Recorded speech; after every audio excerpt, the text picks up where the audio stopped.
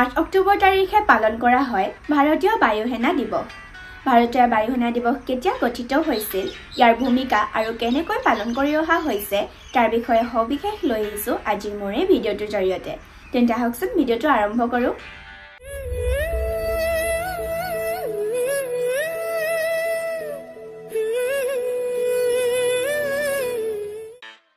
8 অক্টোবৰ ভাৰতীয় বায়ুসেনা দিৱস।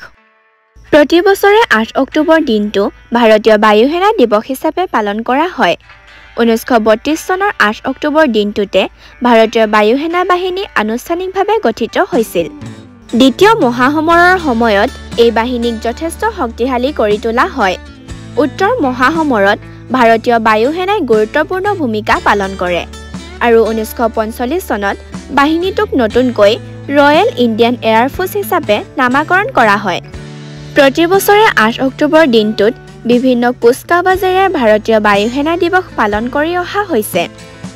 বায়ুসেনা বাহিনীয়ে বিভিন্ন যুদ্ধ বিমান আৰু হেলিকপ্টাৰেৰে দৃষ্টিনন্দন সমৰ কলা প্ৰদৰ্শন কৰে।